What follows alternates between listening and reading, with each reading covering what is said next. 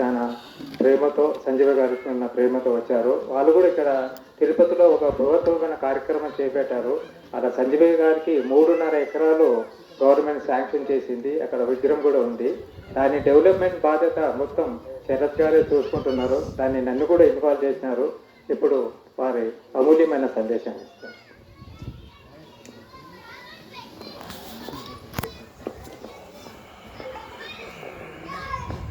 అందరికీ జై భీములు.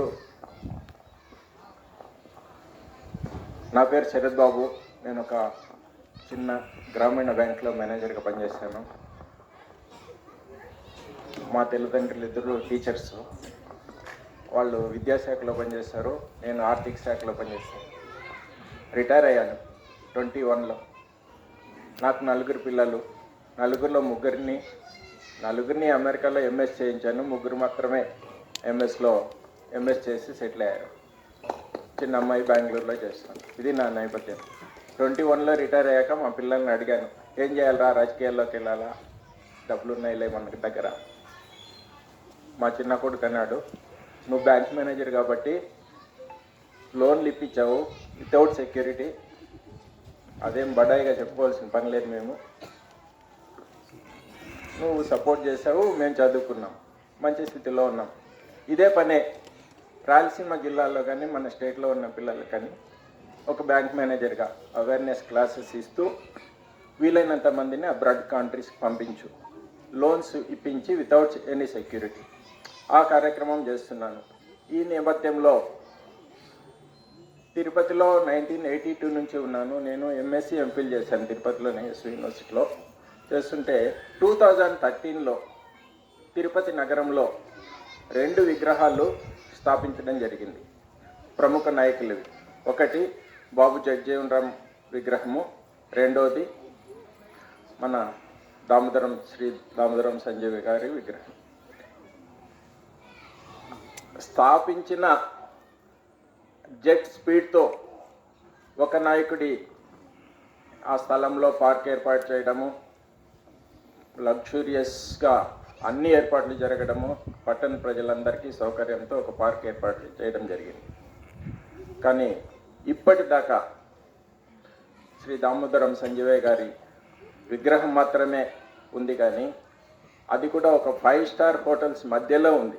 ఇప్పుడు దాని రేట్ ఎంతంటే 100 కోట్ల రూపాయలు. ఆ 3.5 ఎకరా రేటు 100 కోట్ల రూపాయలు. కనీసం ఎండకెండడం, వానకు తడవడం తప్పితే ఎటువంటి అభివృద్ధి జరగలేదు అక్కడ. అది ఇక మాకు కూడా అక్కడ అంబేద్కర్ భవన్లు ఉన్నాయి. జిల్లాలో అత్యధిక శాతం ఉన్న కులం మాది. కానీ దామోదరం సంజీవయ్య గారికి ఇవ్వాల్సిన గౌరవం ఇవ్వలేకపోతున్నాం. అది గమనించిన తర్వాత నాతో ఉన్న కొంతమంది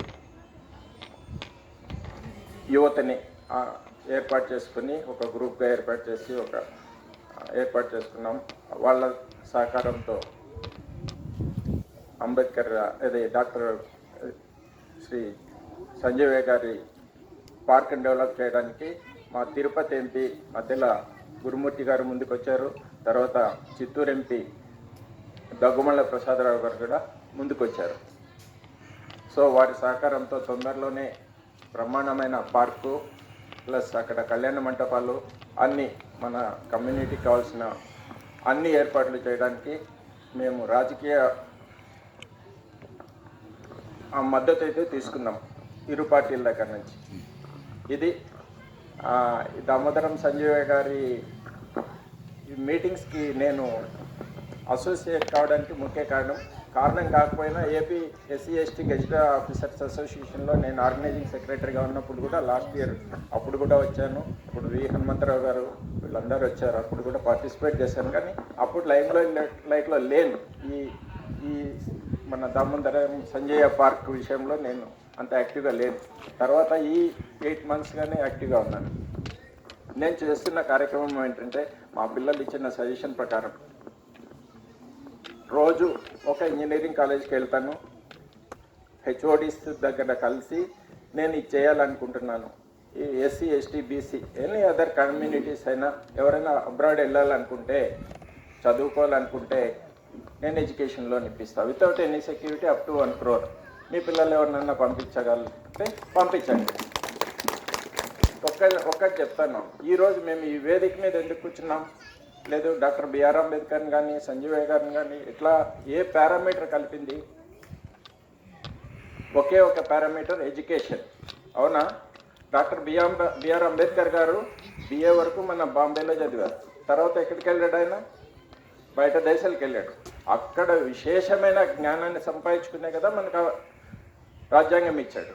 ఇక్కడే చదివింటే ఒక క్లర్క్గానో ఒక గుమాస్తాగానో రిటైర్ అయిపోయాడు. అట్లనే మన సంజీవయ్య గారు కూడా మెడ్రాస్ వెళ్ళి లా చేశారు. మెడ్రాస్ వెళ్ళడం ఆ కాలంలో అంటే ఒక విదేశానికి వెళ్ళడమే. మంచి కాలేజీలో చదివాడు, విశేషమైన జ్ఞానాన్ని సంపాదించుకున్నాడు. ఆ కాలంలో ఒక దళితుడు కావాలి అని అడుక్కున్నారు కాంగ్రెస్ పెద్దలు. ఈయన పట్టుకుని వెళ్ళి వాళ్ళ దగ్గర పెడితే ఈయన విశేష ప్రతిభని గుర్తించి ఈయన కూడా మంచి రాజకీయ ప్రాధాన్యం ఉన్న ఉద్యోగాలు ఇచ్చారు. సో దీనివల్ల నేను గ్రహించింది ఏంటంటే, ఈ దేశంలో చదువు ఎట్లుందో మీకు అందరికీ తెలుసు. ఎట్లా ఉంది? ఒక థియరీ చెప్తారు, ఒక వారం రోజులు పరీక్ష థియరీ చెప్తారు, ఒక నెల రోజుల తర్వాత ఎగ్జామ్ రాయమంటారు. అశోకుడి గురించి, ఇంకొకరి గురించి. ఇదే ప్రాక్టికల్ నాలెడ్జ్ ఏమన్నా ఉందా? లేదు. మరి ఎట్లా స్కిల్ డెవలప్ అవుతుంది మనకు? ఎట్లాంటి ఉద్యోగాలు వస్తాయి? మన స్కిల్కి తగ్గట్టుగానే జీతాలు ఇస్తారు. ఇప్పుడు వస్తున్న ఉద్యోగాలు ఏంటి? 17,000 20,000 అవుట్ సోర్సింగ్ ఉద్యోగాలు ఇస్తారు. దీనివల్ల ఆర్థికంగా బలపడతాయి మన కులాలు? పడవు. సో నేను అనుకున్నది ఏంటంటే ఇదే గ్యాప్. కాబట్టి ఈ మన వ్యవస్థని విమర్శించకుండా, వ్యవస్థలో ఉన్న మంచి బ్యాంక్స్ ఉన్నాయి, ఎన్బిఎఫ్సిస్ ఉన్నాయి, వితౌట్ ఎనీ సెక్యూరిటీ లోన్స్ ఇస్తాయి మీ పిల్లల్ని ఎక్కడికి పంపించాలంటే చదువుకోవడానికి. అది తీసుకుని ఉపయోగించుకోండి. మీరు కూడా ఆర్థికంగా ఎదగండి, సోషల్గా ఎదగండి, సోషల్ ఎకనామిక్ స్టేటస్ మారుతుంది మీకు. ఎంతసేపు చిన్న చిన్న ఉద్యోగాలు చేసుకుంటూ ఒక కాంప్రమైజ్డ్ లైఫ్ ఎందుకు లీడ్ చేయాలి? Come out of this box. ఈ బాక్స్ అనే దీంట్లోంచి బయటకు రాండి, కొంచెం ఆలోచించండి, మీ పిల్లల్ని బాగా చదివించండి, ఇంకో తరానికి మంచి భవిష్యత్తుని ఇద్దాం. మనం ఆర్థికంగా ఎదుగుదాం. ఆర్థికంగా ఎదిగితే తప్పితే మనకు రాజకీయ అధికారం రాదు. ఊరికే జైభీములు చెప్పుకుంటా అది ఇది చెప్పుకుంటా ఉండేది కాదు. ఎక్కడైతే మనం ఒక బండిని వదిలేస్తున్నాను, నేను ఈ బండిని మీరు లాగకపోయినా పర్లేదు, అక్కడే ఆపండి అని చెప్పాడు డాక్టర్ బిఆర్ అంబేద్కర్. మనం లాగుదాం. మనకు ఆ కాలంలో బరోడా మహారాజు కదా, ఆయనకి ఇచ్చింది 25 రూపాయలు స్కాలర్షిప్ ఇచ్చిన దానికి ఇంత దేశానికి ఒక దిశానిర్దేశం చేసేంత శక్తి వచ్చింది అతనికి. అంటే మనలో ఒక స్థాన పడితే అంతటి గొప్ప వ్యక్తులు అవుతామని ఆయన నిరూపించాడు. కాబట్టి మన పిల్లల్ని కూడా అట్లాంటి స్థానపడ్డాం, మంచి చదువునిద్దాం. ఆర్థికంగా రాజకీయంగా ఎదగడానికి ఇదొక మార్గం అనే నా ఉద్దేశం. నన్ను ఈ సభకు ఆహ్వానించి చాలా పెద్దవారు హర్షకుమార్ గారు, మరి పూర్ణచంద్ర గారు, వారి ఎదురుగా మాట్లాడడం చాలా గర్వంగా ఉంది. నాకు ఈ అవకాశం ఇచ్చినందుకు చాలా చాలా ధన్యవాదాలు. మీ పిల్లలు, నేను చెప్తున్నా ఒక బ్యాంక్ మేనేజర్గా, మీ పిల్లలు ఎవరైనా ఏ కోర్స్ అయినా చేయనివ్వండి, బీఎస్సీ నర్సింగ్ కానీ, బీపీటీ కానీ, ఎనీథింగ్ చదువుకోవడానికి, మా పిల్లలు చదువుకోవడానికి ఆర్థిక సహాయం ఏర్పాటు చేయండి. విదేశాలకు వెళ్ళాలి వితౌట్ సెక్యూరిటీ అంటే మీరు ఎక్కడున్నా కూడా, ఏ మారుమూల గ్రామంలో ఉన్నా కూడా వచ్చి నేను గైడ్ చేస్తాను. ఇది నేను సభాముఖంగా చెప్పాను. Thanks for giving this opportunity. Thank you sir. నిజంగా పే బ్యాక్ టు సొసైటీ అనేది చేసి చూపిస్తున్నారు. విద్య ద్వారా ఏదైనా సాధించవచ్చు. మానసిక బానిసత్వం పోవాలి అంటే విద్యనే అవసరం.